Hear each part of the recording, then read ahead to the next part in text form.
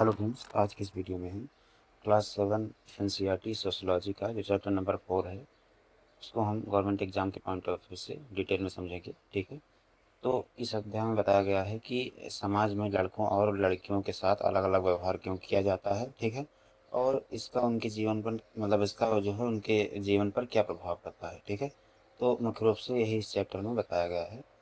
तो जो पहला टॉपिक आता है वो आता है समाज और लिंग भेद। ठीक है, ठीक है। तो समाज में लड़कों और लड़कियों के लिए अलग-अलग भूमिका तय करता है। ठीक है, जो समाज होता है ये पहले से अवधारणा बना लेता है कि ये लड़का है तो ये करेगा, लड़की है तो ये करेगी। तो उसी के बारे में बताया जा रहा है। इसे जो है लिंग भेद कहते हैं। ठीक है, जेंडर डिफरेंस। ठीक है, तो लिंग भेद जो है इसी से पैदा होता है और ये हमारे समाज में जो है आजकल बहुत ज़्यादा हो गया है। इन अगला टॉपिक आता है बचपन से अलग व्यवहार। तो बचपन से अलग व्यवहार मतलब जैसे लड़कों को अधिक स्वतंत्रता दी जाती है, उनको आज़ादी अधिक दी जाती है और लड़कियों से घर के काम की अपेक्षा की जाती है कि वो घर का काम करेंगी और इसी से जो है असमानता पैदा हो जाती है। ठीक है, उसके बाद आता है घरेलू काम। लड़कियां अक्सर खाना बनाना, सफाई करना आदि जो है काम करते हैं। इन कामों को महत्व नहीं दिया जाता उतना। ठीक है ना। और उसके बाद आता है शिक्षा में भेदभाव।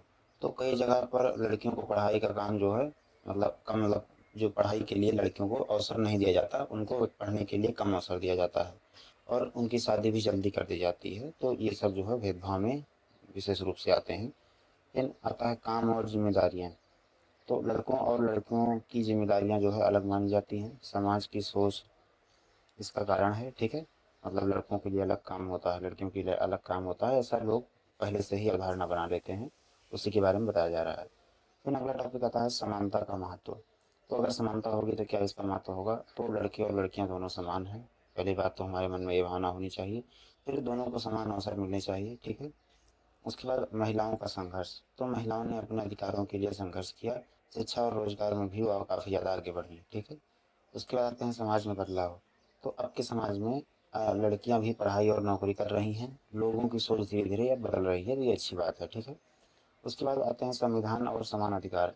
तो भारत का जो संविधान है लड़के और लड़कियों के लिए दोनों के लिए जो है समान अधिकार है, सो दोनों को समान अधिकार देता है। ठीक है, उसके बाद महत्व पे चलते हैं। तो महत्व क्या है, समाज में समानता बढ़ती है इससे।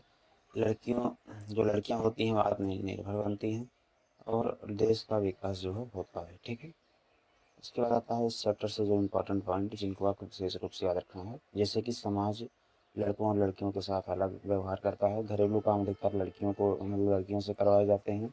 शिक्षा और अवसरों में समानता जरूरी है और संविधान को भी समान अधिकार संविधान जो है सभी को समान अवसर अधिकार देता है, चाहे वो लड़का हो चाहे लड़की हो, सबके लिए समान है हमारा संविधान। तो ये बहुत अच्छी बात है। ठीक है, उसके बाद इस चैप्टर के महत्वपूर्ण शब्द यानी इंपॉर्टेंट वर्ड जिनको अगर आप इस चैप्टर से रिलेट करके याद रखेंगे तो आपको चैप्टर को याद करने में और आसानी होगी। जैसे लिंग भेद हो गया, समानता हो गया, घरेलू कार्य हो गया या अधिकार हो गया।